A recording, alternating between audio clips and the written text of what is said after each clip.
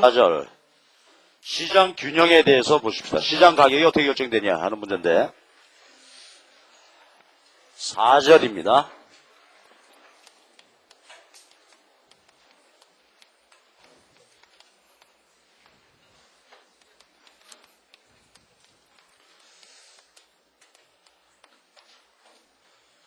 자, 먼저 이제 시장 균형 개념이에요. 시장 균형. 그럼 조금 전에 이제 우리가 증명은 안 됐지만 수요 공급 법칙에 따라서 수요 곡선, 공급 곡선 우상향, 하향 하게 되겠죠. 자, 이거 시장 전체입니다. 다시 한번 생각해 보면 XG에 대한 시장 수요, XG에 대한 시장 공급인데 한번 여쭤봅시다. 시장 수요 곡선은 어떻게 도출된 거예요? 우리 마을 사과다. 저기 사과시장이다. 그러면 우리 마을 사과 개별 수요 곡선을 수평합으로 나왔고 공급 곡선은 우리 마을 사과 공급자들 개별 공급 곡선을 수평합해서 나온 거죠. 그래서 시장 수요와 시장 공급이 저렇게 주어져 있습니다. 자, 그러면 이제 우선 균형 개념인데 영어로 이퀄리브리엄 그러죠. 마켓 이퀄리브리엄, 시장 균형. 그래서 앞으로 이자 쓰게 되면 이건 균형이다 이렇게 보시면 되겠어요. 균형. 그럼 이제 경제학에서 앞으로 이 균형 개념이 이제 무수하게 쏟아져 나올 텐데 첫 번째 나왔어요. 우선 개념부터 정의해야 되겠죠. 시장 균형의 정의는 뭐냐면 수요량과 공급량이 같을 때를 우리가 시장 균형이라고 합니다. 수요량과 공급량이 같을 때. 자, 여러분 한번 여쭤봅시다. 시장 균형, 낱말의 뜻은 뭐라고요?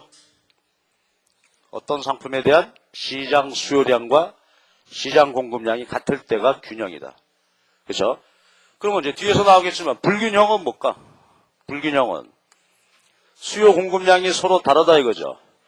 수요량이 많거나 공급량이 많은 경우 이건 불균형이죠. 자, 그럼 이제 그림으로 보시죠. 그럼 시장 균형점은 어디겠어요? 어디서 결정이 될까? 시장 균형은 교차점이죠.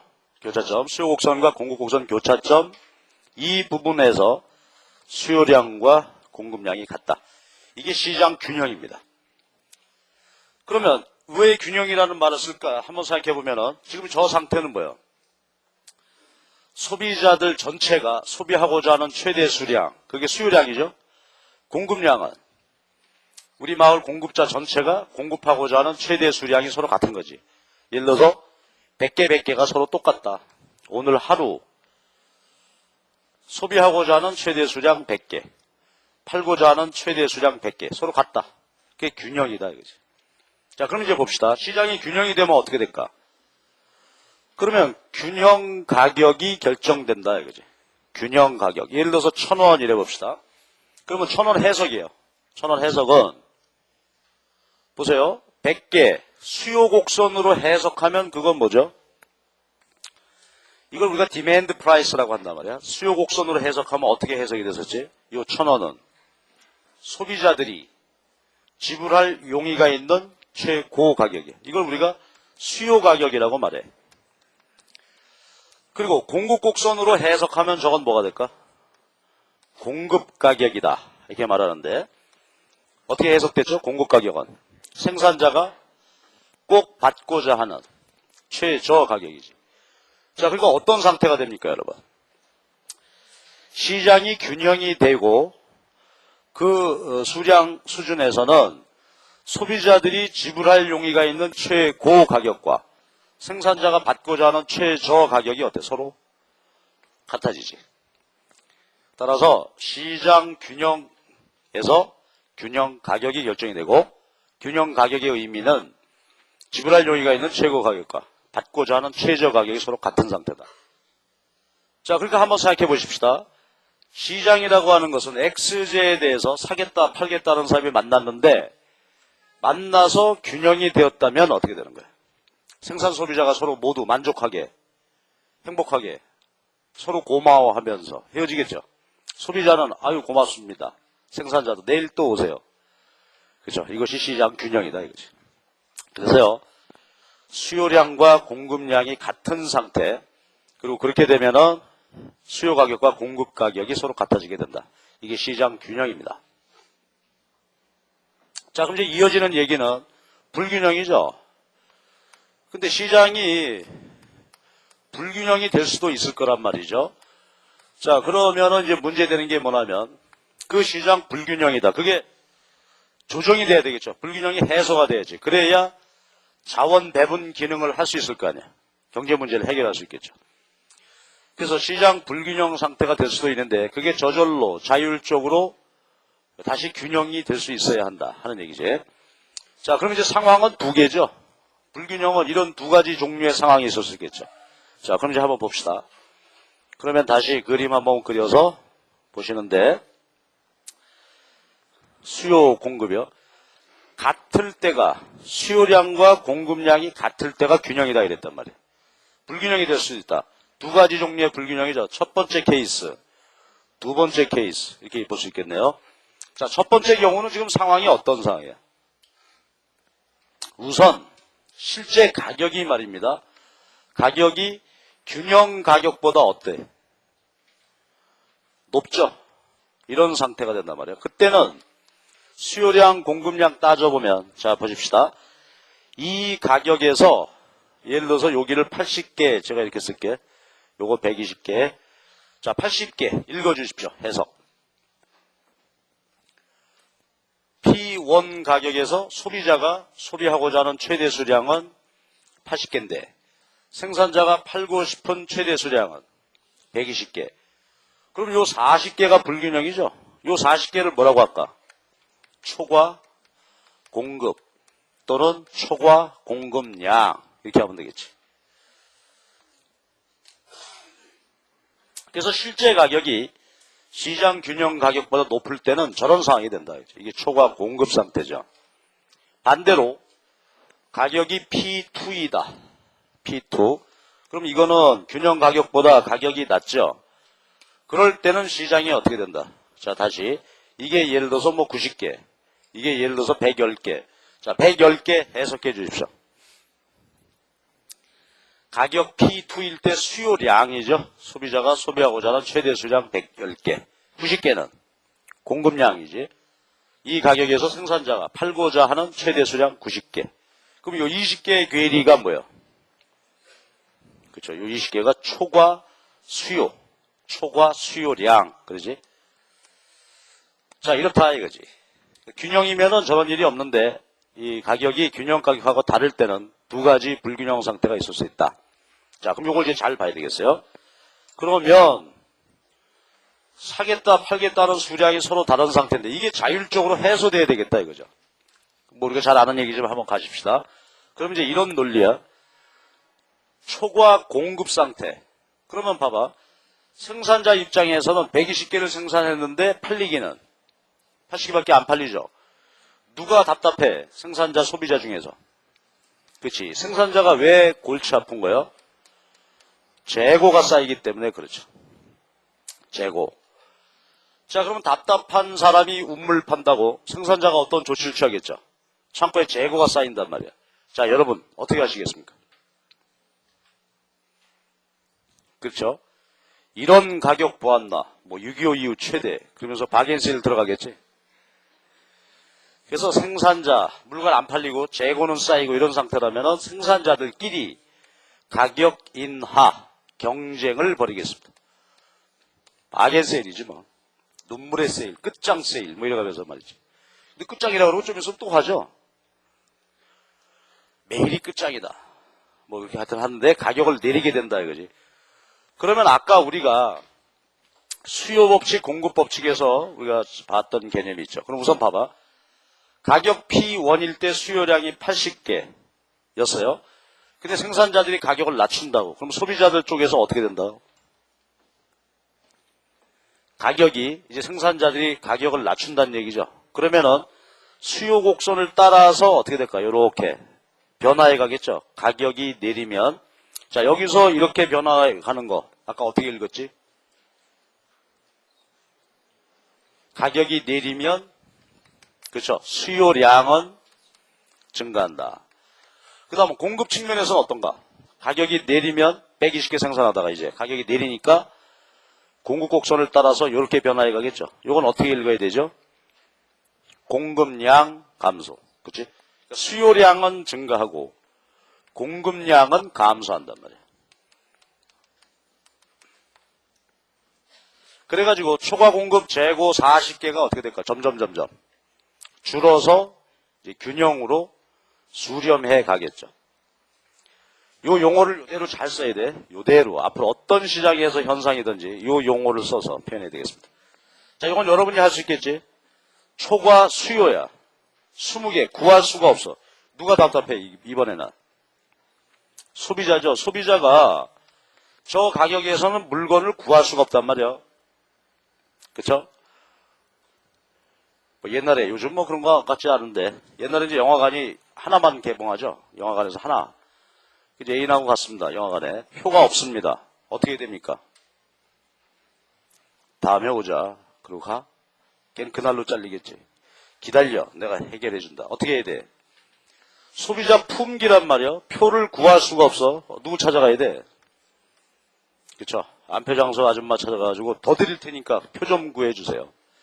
소비자는 물건을 구할 수가 없으니까 가격 인상 경쟁한단 말이야. 경쟁적으로 더 높은 가격 줄 테니까 물건 구해달라. 자, 요건 이제 여러분이 말해봐봐. 자, 그럼 P2 상태에서 물건 품귀 따라서 가격이 오르게 된다. 오르면 수요 곡선을 따라서 어떤 일이 일어난다고? 수요 곡선. 정확하게.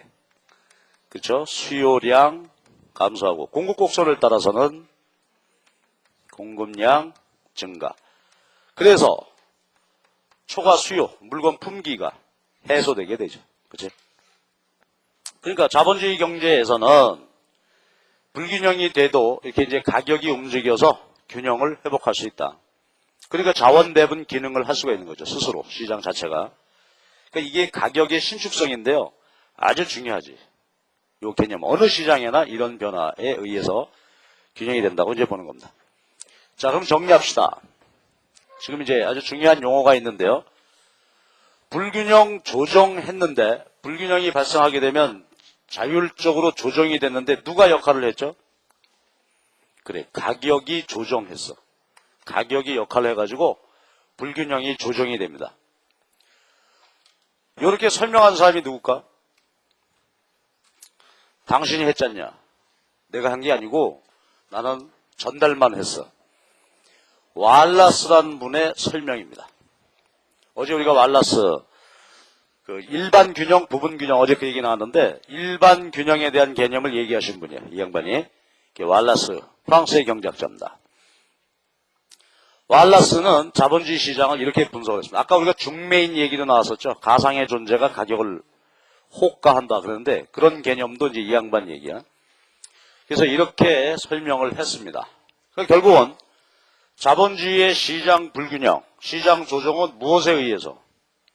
가격에 의해서 이런 식으로 조정이 된다라고 설명했습니다. 왈라스. 근데 이제 이 사이에 용어 하나가 들어가게 되는데 완전 신축적이라는 말이에요. 자, 여러분 해석해봐봐. 그냥 느낌이 어때요? 완전 신축적이다. 그러니까 무슨 뜻일까?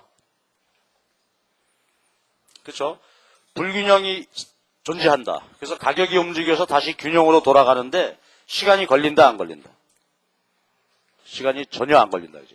즉시 균형으로 회복된다. 그래서 이걸 우리가 또 어떤 책에 보면 조정 속도가 무한대이다. 이런 말도 하죠.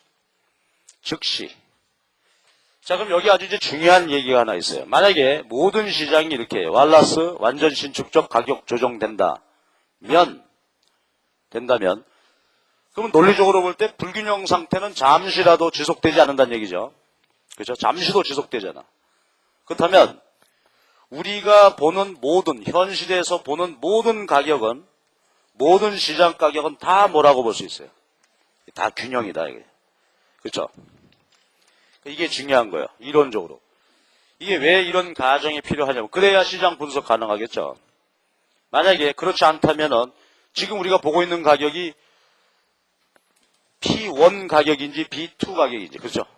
이게 알아낼 수가 없잖아. 그러니까 이론적으로 볼 때 완전 신축적 가격 조정이다. 그러니까 그때 보는 모든 가격은 다 균형 가격이다. 이거지. 야, 그게 말이 되냐? 1시간 전하고 지금하고 가격이 다르고. 그렇죠. 육교 건너편 이쪽이 서로 다른데. 그건 왜 다른 거예요, 서로? 그 사이에 또는 그 지역에 따라서 여건이 다른 거죠. 여건 변화에 의해서 가격이 막 변화하고 있다는 뜻이 되지. 자, 그래서요, 이론적으로 아주 중요한 개념 하나 이제 봤어. 왈라스의 완전 신축적 가격 조정이 일어난다.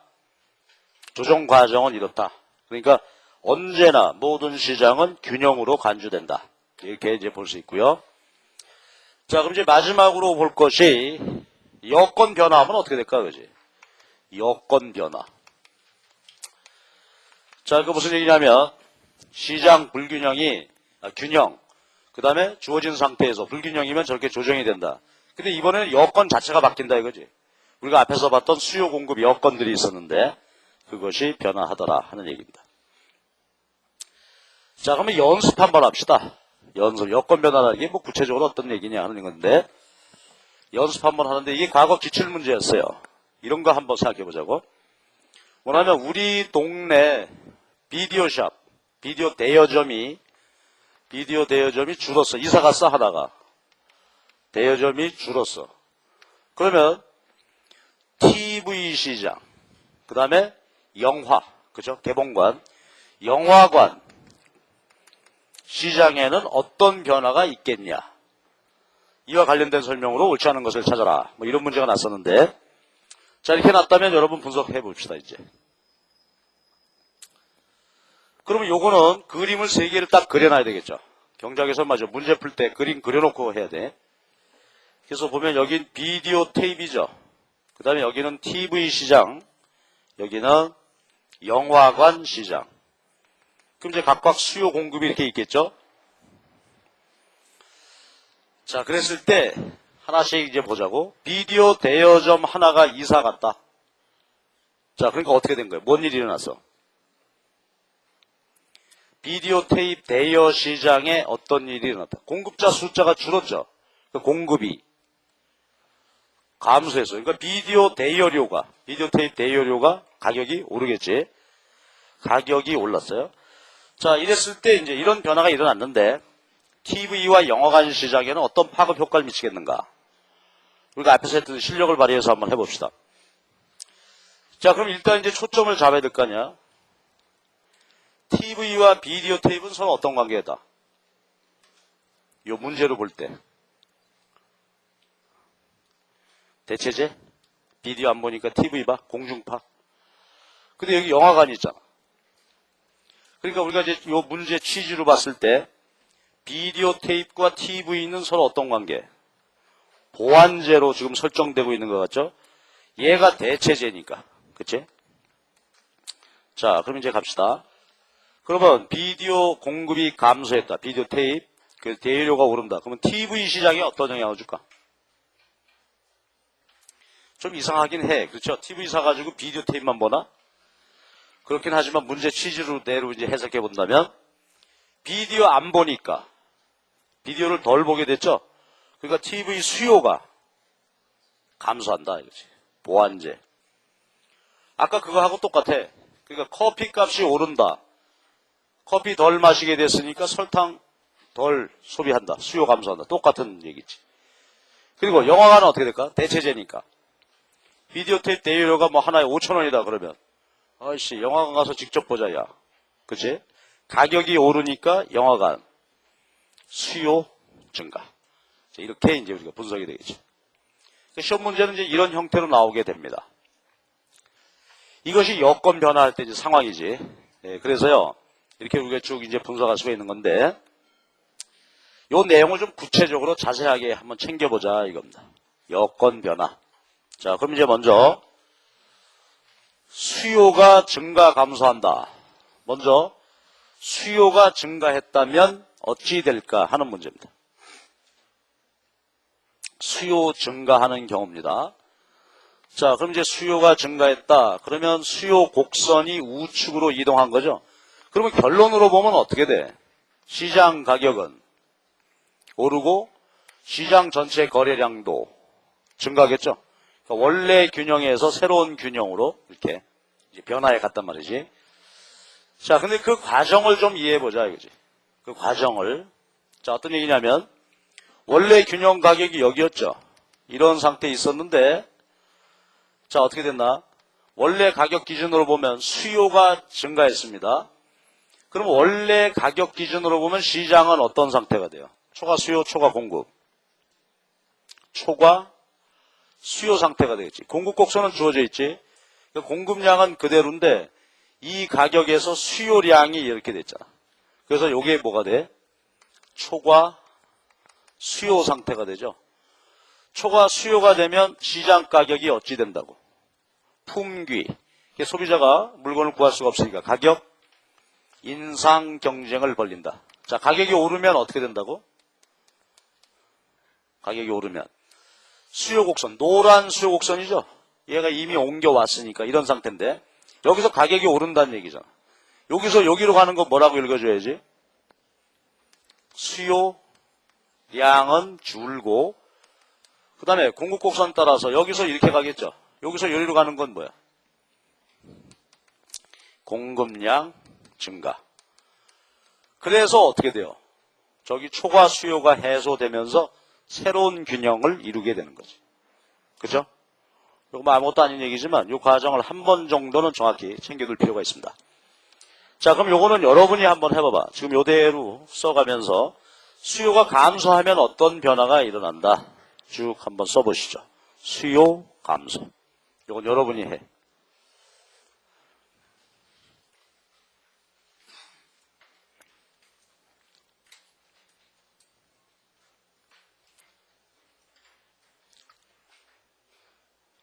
수요 감소하면 어떻게 돼요? 수요 곡선 좌측 이동. 그래서 결과는 가격은 내리고 시장 거래량은 줄었죠. 줄게 되었습니다. 근데 그 과정에서 어떤 일이 생겼다고? 원래 가격, 균형 가격 중심으로 보면은 자, 수요가 줄게 되면 뭐가 발생해? 초과 공급 상태가 됐지? 자, 여기 잘 봐주세요. 원래 가격 여기야. 근데 수요가 줄었어. 그러니까 새로운 수요량은 여기 됐죠. 공급량은 원래대로 여기. 그러니까 요만큼이 뭐가 됐다? 초과 공급. 초과 공급. 재고가 쌓여. 생산자들이 어떻게 한다? 가격을 떨어뜨린다. 자, 그렇게 되면 어떻게 된다고? 자, 요거 읽어주세요. 이제 이렇게 이런 상태가 됐는데 가격이 내리니까 요 점에서 요리로 가겠지? 요거 어떻게 읽어야 돼? 수요량 증가. 여기서 여기로 가는 것은 공급량 감소. 그래서 초과 공급이 해소돼서 새로운 균형으로 가게 된다. 그치? 자, 수요 받습니다. 그럼 이번에는 공급도 해야 되겠잖아. 공급. 자, 이제 잘 할 수 있겠죠? 여러분이 빨리빨리 해봐봐. 공급이 증가하면 어떻게 된다고? 시장에 뭐가 발생해요? 초과 수요. 초과 수요. 따라서 초과 수요 상태. 아니잖아. 초과 공급이지. 그죠?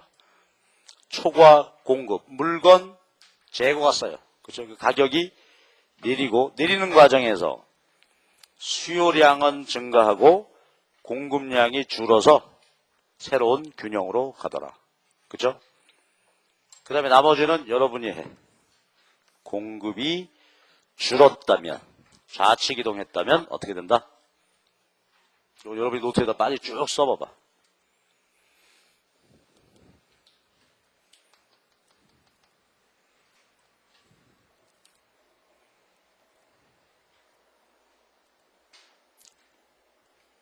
아주 기본적인 건데요. 이런 것을 정확하게 챙겨놔야 돼.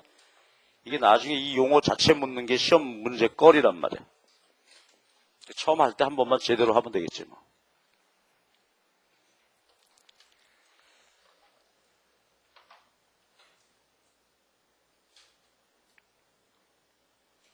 자, 다 됐지? 자, 공급이 감소하면 어떻게 돼? 시장에 뭐가 발생해? 초과 수요죠. 자, 공급이 감소니까 요 공급량, 여기 수요량, 초과 수요가 생겼으니까 가격이 오른다. 가격이 오르는 과정에서 공급량이 증가하고 수요량은 감소하고 그래가지고 초과 수요 해소된다. 그죠? 그래서 새로운 균형으로 가게 된다. 하는 얘기 있어.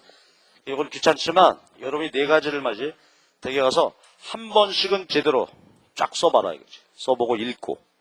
이 자체가 시험 문제야. 자, 그래서 우리가 시장의 균형에 대한 여러 가지 이야기들을 쭉 이렇게 얘기를 했습니다. 그리고 이제 그게 지금 얘기한 거죠. 네 가지 상황이죠. 수요 증가 감소, 공급 증가 감소. 그때 어떤 일이 생길까? 그것을 우리가 이제 77페이지에 수요 공급의 네 가지 법칙이다 이랬어요.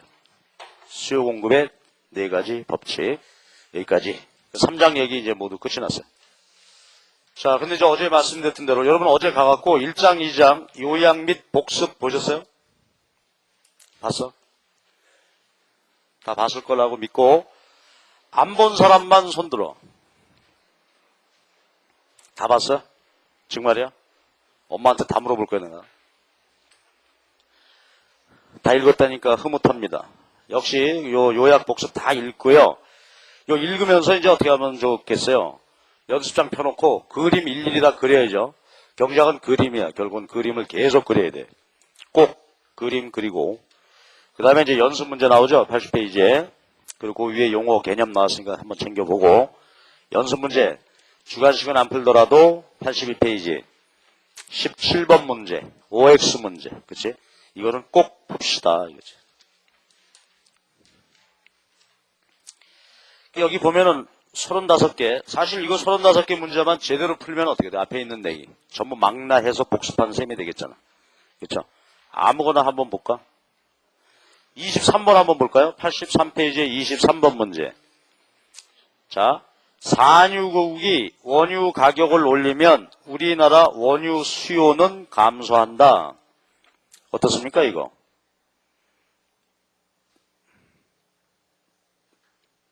맞았어? 틀렸어? 우선 OX. 틀렸죠? 뭐가 틀렸어? 가격이 오르면 수요량이 줄어드는 거지. 그죠? 원유에 대한 수요량이 감소하겠죠. 예? 그래요? 틀린 사람 있지? 정상입니다. 그 다음에 19번 문제 어떤가? 아무거나 그냥 보는 건데 지금. 실제로 구입한 수량이 수요량을 초과할 수는 없다. 그렇습니까? OX.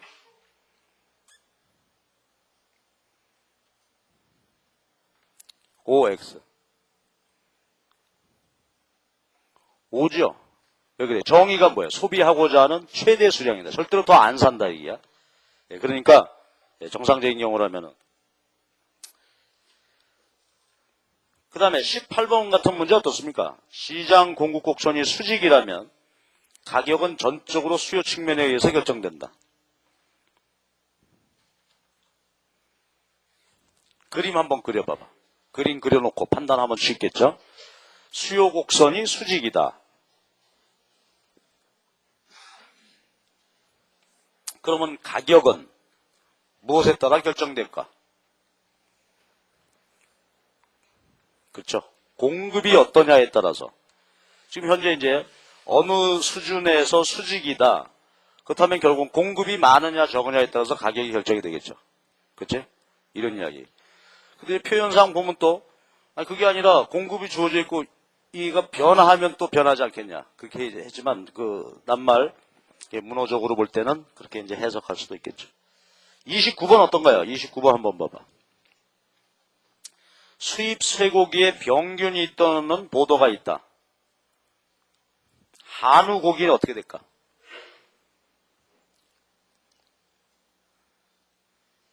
자, 수입 쇠고기하고 우리나라 한우하고는 서로 어떤 관계? 소비에 있어서 대체제죠. 대체제. 그러니까 수입 고기 먹으면 한우 수요가 줄어들 거 그런 건데.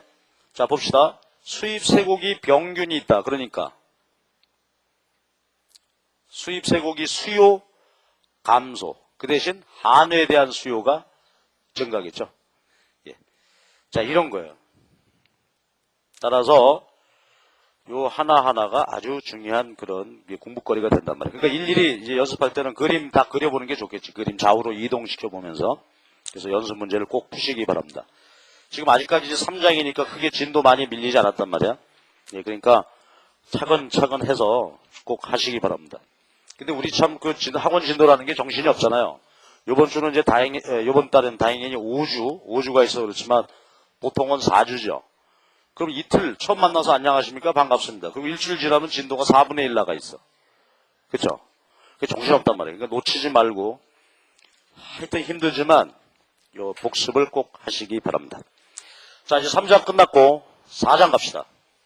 4장은 수요와 공급의 탄력도 하는 개념이야.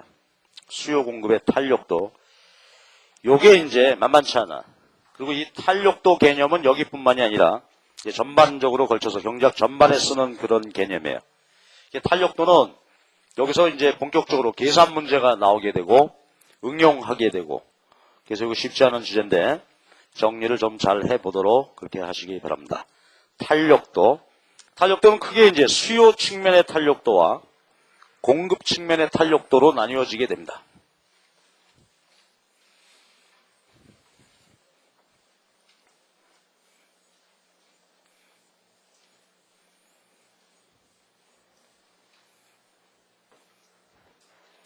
자, 그럼 먼저 수요 측면의 탄력도인데요.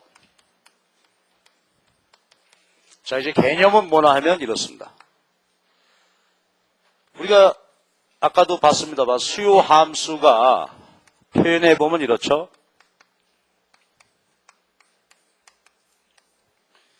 독립변수가 여러 개가 있지. 가격, 자기 자신의 가격, 그 다음에 소득, 관련 상품의 가격, 이런 것들이 X제 수요에 영향을 준단 말이에요. 우리들의 소비하고자 하는 마음에 저것들이 영향을 미친다고요. 자, 그럼 이제 탄력도는 뭐라 하면은 구체적으로 어느 정도 영향을 주는 거냐. 그죠? 그걸 측정해보죠. 이제 수치로. 가격이 변할 때 어느 정도 내 마음에 영향을 미칠까 하는 것을 측정한다 하는 얘기입니다. 그래서 세 가지를 측정해 봐야 돼. 가격이 변할 때 어느 정도냐. 요거 수요의 가격 탄력도, 소득이 변할 때 소득 탄력도, 관련 상품 가격이 변할 때 요거 교차 탄력도. 그래서 세 가지 종류의 탄력도를 측정을 해야 됩니다. 자, 그럼 이제 먼저 수요의 가격 탄력도부터 한번 보십시다. 수요의 가격 탄력도. Elasticity Demand. 그래서 기호를 저렇게 쓰죠. Elasticity Demand. E자 비슷하게 써놓고 D. 원래 저거 E는 아니고 엡실론인데 그냥 E라고 읽읍시다. 수요의 가격 탄력도. 자, 소리내서 한번 읽어주세요. 뭐라고요? 저렇게 써놓으면 가격 탄력도. 의미는 가격이 변화할 때 수요량이 얼마나 변화하는지 그 측정치다 이거지. 그쵸? 자, 그럼 이제 갑시다. 하나씩 정의 제대로 해야 되겠죠? 정의. 탄력도는 이게 정의야.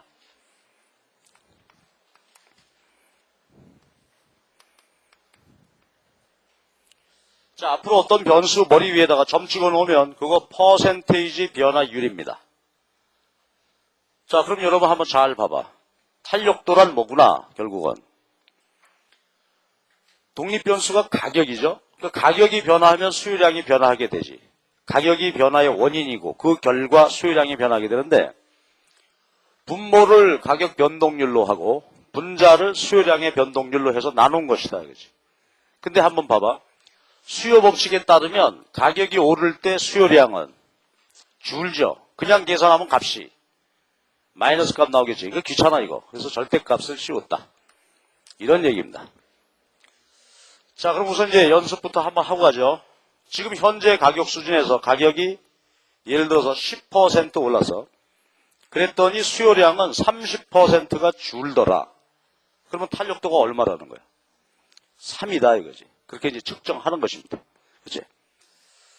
자, 그러면 이제 전개시켜 봅시다. 변화율 구하는 거니까 변화율은 어떻게 구해요? 원래 가격이지.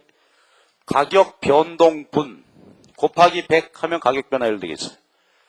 원래 가격이 변화하기 전에 수요량, 가격 변화한 다음에 변동분 요거 나누어서 곱하기 100 하면 변화율이죠. 절대치죠. 다시 한번 하면 요거 100은 맞추림 돼서 없어지고 정리해보면 델타 P, 델타 QD 곱하기 QD P 되겠습니다. 그렇죠?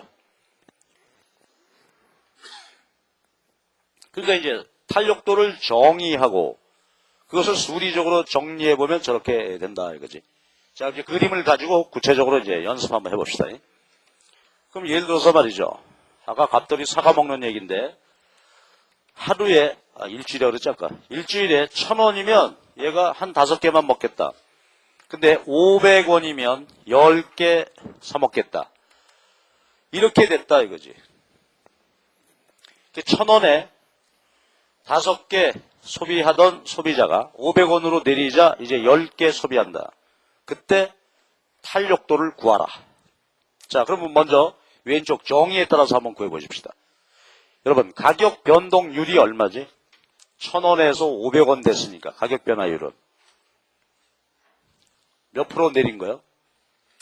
그렇죠. 반이 됐으니까 50% 내렸지. 그래서 가격은 50%가 내렸습니다. 그랬는데 5개에서 10개, 그러니까 변화율은 얼마요? 2배 됐으니까 몇 퍼센트 증가? 너무 어려워. 변화율도 오랜만에 해보면 헷갈리죠. 그렇죠? 원래 몇 개 소비했어? 5개. 변화율이라는 게 요거잖아. 변동분이 몇 개? 5개에서 10개 됐으니까 변동분 5개 곱하기 100. 그러면 100% 증가한 거예요. 이것도 오랜만에 하면 헷갈리는 거야. 2배 됐으니까 200% 됐다. 이러고 뻑뻑 우기지 또. 100% 증가한 거지. 자, 그러면 계산해보면 탄력도 값이 얼마다? 2죠, 2. 자, 이것이 탄력도입니다. 자, 그럼 탄력도의 의미를 한번 생각해 보십시다. 지금 보니까 탄력도가 저렇게 계산되고 답이 나왔는데 이 의미가 뭐예요? 해석. 제 말이 맞나? OX 한번 해봐봐. 가격 탄력도가 2라는 말의 의미는 가격이 1원 오를 때 수요량이 2개 감소한다는 뜻이다. OX. 틀렸죠? 그럼 이건 어때요? 가격이 1% 변화할 때 수요량은 2%씩 변화한다. 그 말이지. 그치? 그래서 이거 의미는 뭐냐면 가격 1% 변화당 수요량 변화율. 그죠? 이게 탄력도다. 이거지.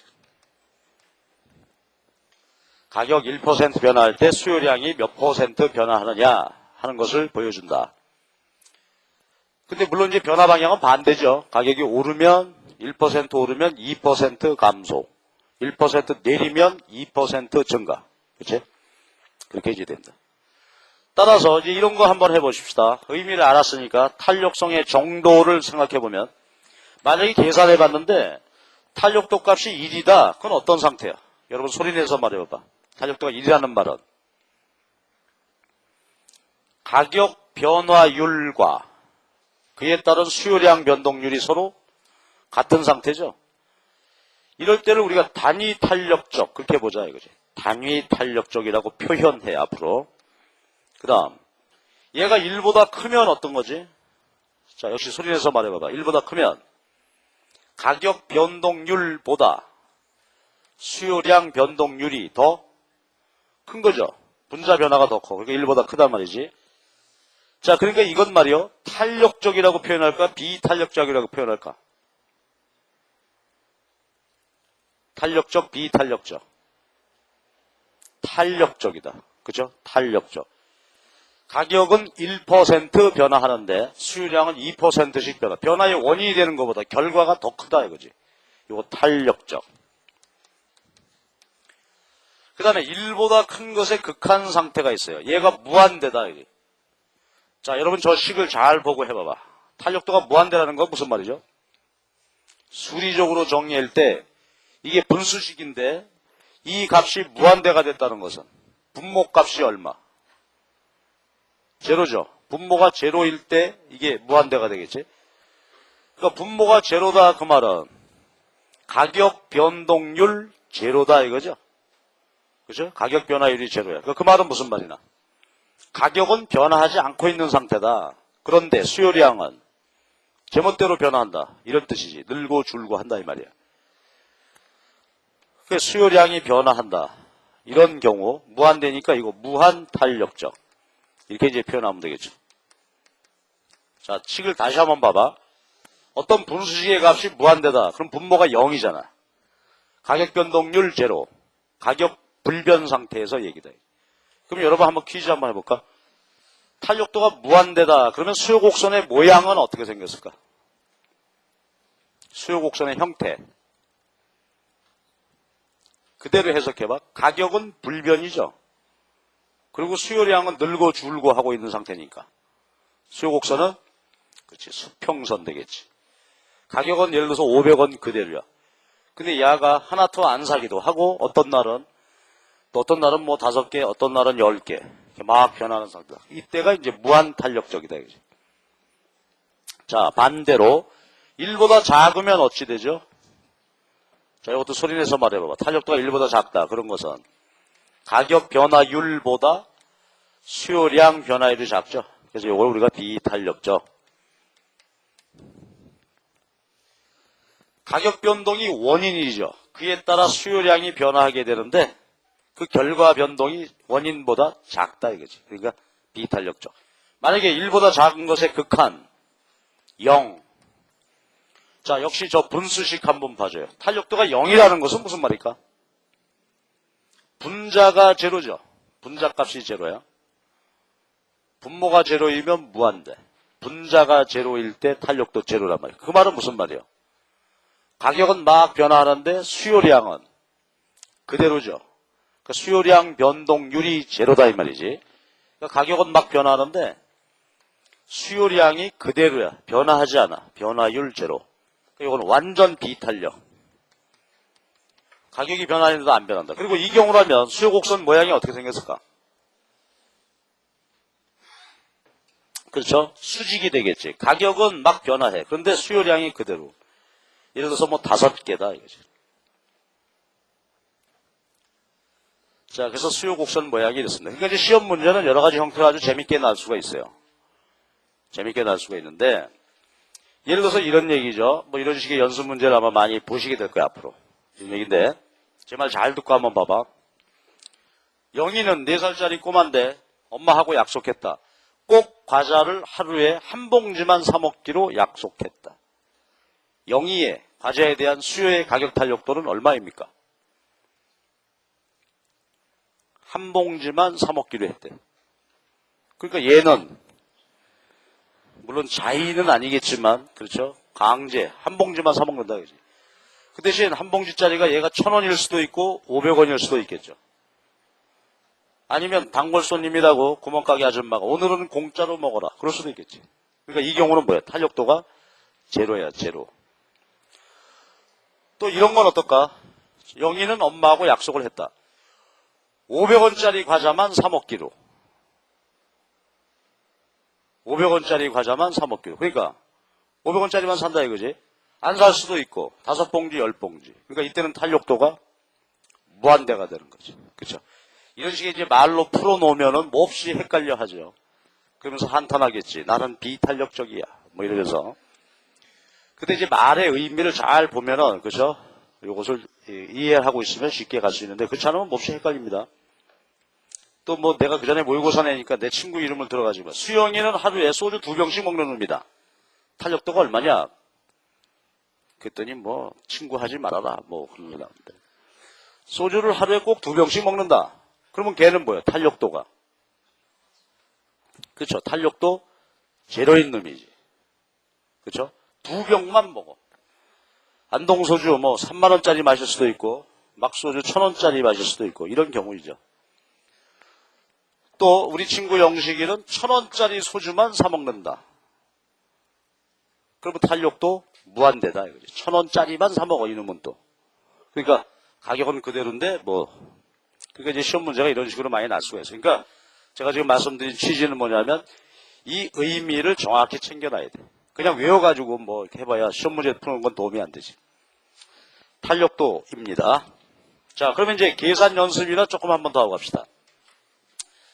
탄력도 저렇게 해서 우리가 상황을 정리가 되는데 저 그림 이용을 해서 한번 보죠. 탄력도의 정의는 알았어. 근데 이제 경우에 따라서는 시험 문제 성격이 그냥 변화율 구해서 바로 구할 수도 있겠고 아니면 이걸 이용을 해서 풀어야 할 때도 있겠죠. 자, 연습 한번 합시다. 자, 저 식을 보고 한번 해보는 게 이제 중요한데, 델타 P가 얼마나? 우리 여기서 델타 P. 가격 변동분 얼마? 마이너스 500. 수요량 변동분. 5개에서 10개니까. 5개. 그리고 요거는 뭐가 돼? 원래 가격을 대입해야 되겠죠. 원래 가격 얼마? 1,000원. 원래 수요량 5개. 이렇게 놓고. 그러니까 경우에 따라서 시험 문제가 말이죠. 변화율 저렇게 해서 바로 구할 수 있는 경우도 있고 아니면 문제를 좀 복잡하게 이렇게 펼쳐놓으면 이걸 감지해 가지고 변동분 현재 대입해서 풀어도 되고 풀어보면 마찬가지 값 나오겠죠. 탄력도가 2 되겠습니다. 자, 이것이 탄력도의 정의와 개념이었습니다. 자, 그러면 이제 이어서 말이죠. 연습은 물론 이제 했습니다만 좀 더 자세하게 탄력도 측정으로 가봅시다.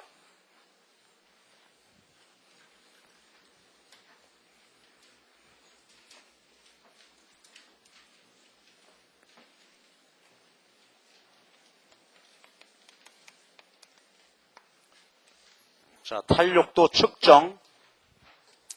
이미 측정 다 했잖냐? 그렇죠. 측정 다 했어요. 했는데 탄력도를 측정하는 방법은 두 가지가 있다. 하나는 호, 영어로 아크 그러죠. 아크 일레스티시티. 그 다음에 점 탄력도, 점, 포인트 일레스티시티.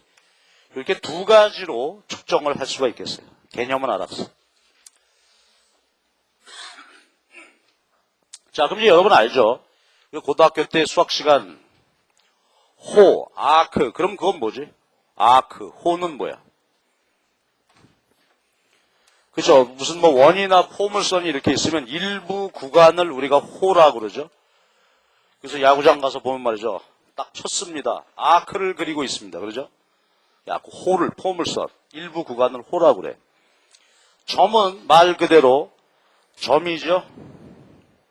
자, 그러니까 호 탄력도와 점 탄력도 이건 뭐냐면 호는 수요곡선상의 일부 구간 그러니까 가격 변동 폭이 어때요? 상당하다 이거지. 차분 개념이죠.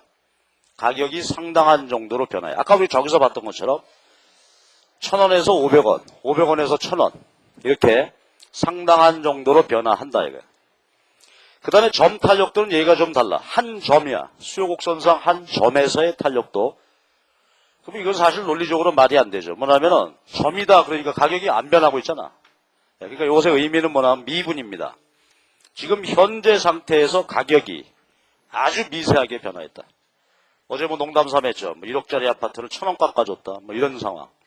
그게 이제 미분 개념이지. 자, 이제 상황은 아시겠지? 그러니까 호 탄력도는 가격이 상당한 정도로 변화할 때 측정, 점은 한 점에서 가격이 아주 조금 변화할 때. 그러면 호 탄력도는 아까 우리가 본 저거죠. 호 탄력도는 저렇게 두 점 사이에서 가격이 오르내리는데 그 변동분 이용을 해서 저렇게 탄력도를 구하시면 되겠어요. 저게 호 탄력도이고 그 다음에 이제 점 탄력도가 문제인데 말이에요. 점 탄력도는 개념으로 한번 보자고. 지금 위에서 이렇게 정의해 놓은 탄력도는 뭐나 요거는 호 탄력도죠. 가격이 상당한 정도로 변화하고 그에 따라 수요량도 많이 변한다. 그런데 점 탄력도는 예를 들어서 1,000원 이 점에서 탄력도를 구해라 이거요. 이 점에서. 그러니까 의미는 뭐라고? 요 점에서 가격이 아주 조금 변할 때 얘기해. 그러니까 개념은 똑같고요. 다만 요걸 잘 봐봐. 델타 QD, 델타 P, P, QD 이렇게 한다 이거지. 자, 그럼 이제 우리가 지금 쭉 공부해 오는 게 있단 말이야. 그러니까 어제 삼각형 델타는 차분, 요건 미분 델타죠. 미분이니까 뭐야? 가격이 아주 조금 변화할 때 얘기다. 개념은 그렇습니다. 그럼 바로 이제 넘어갈 수 있는 게 그러면 호 탄력도의 측정은 저렇게 변동분 구해서 대입하면서 풀면 되고 점 탄력도는 어떻게 하면 된다고? 이 기호 알죠 우리가? 어떻게 된 거야 이게? 수요 함수를 가격으로 미분해. 그리고 가격과 수요량을 대입하면 된다. 그러니까 미분해라, 이게 미분. 요거는 어제 했던 대로 차분이죠. 미분과 차분의 의미는 이제 이런 거다. 그치? 그래서요, 점 탄력도라고 하는 것은 한 점에서의 가격이 아주 조금 변할 때 탄력도인데, 구하는 방법은 미분해서 구하시면 된다. 미분. 저거 차분은 뭐 저렇게 문제 주어지면 풀면 되고. 그럼 연습 한번 해야 되겠죠? 그럼 이제 예를 들어서 갑돌이의 수요 함수가 이렇다고 합시다. 100 마이너스 2px다. 지금 현재 가격은 예를 들어서 20원이라고 합시다. 이 소비자 탄력도를 구하라. 점 탄력도를 구하라. 얼마입니까? 구하기. 그 이제 탄력도 구하는 공식을 외워놔야 되겠지?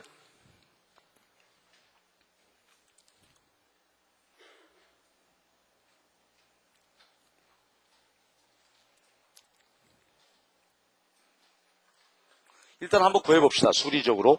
자, 구해보면 어떻게 돼? 여기 우리에게 사인 주고 있죠. 명령하고 있어요. 탄력도를 구하려면 어떻게 하라고?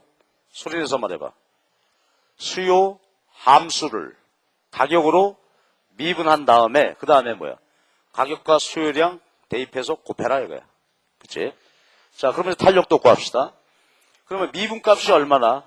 우리 함수에서 수요 함수를 가격으로 미분하세요. 그러니까 얼마야?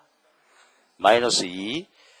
그 다음에 이제 가격과 수량을 대입해야 되는데 지금 현재 가격은 얼마라고 주어졌어? 20. 그러면 수요량은 얼마죠? 대입해서 풀어야 되지. 가격이 20원이니까 수요량은 얼마? 몇 개? 그래서 뭐 무지하게 어렵다 이거. 60이죠, 60. 예, 그러니까 얼마가 돼요? 3분의 2 되나? 그쵸? 이게 탄력도다 이거죠. 자, 해석. 3분의 2는 뭐야?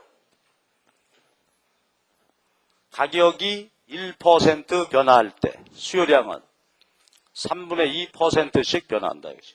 자, 다시. 만약에 가격이 이게 안 떨어지겠다. 그쵸? 만약에 가격이 10% 오른다면 수요량은 어떻게 될 거라고? 가격이 10% 오르면 1%당 3분의 2%죠. 이게 지금 안 떨어져가지고 기분이 나쁜데 화내지 말고 한번 해봐봐. 10% 올랐다. 그럼 내리는데 얼마 감소해요? 3분의 20%. 그죠? 약 7% 정도 감소한다. 이런 얘기죠. 예. 그리고 요거 그림으로 한번 또 그려보자고. 저걸 그림으로 표현해라. 그러면 말이죠. 상황을 그림으로 봅시다.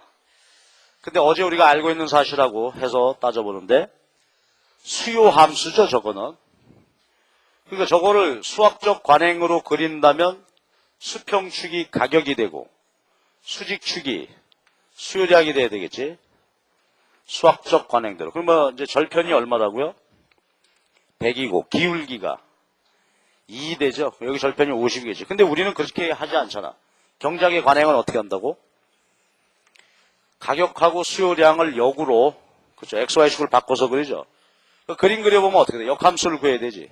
자, 여러분 빨리 수요 곡선식을 한번 도출해봐봐. 얼마? 수요 곡선 그리려면 역함수를 해야 돼. 그치?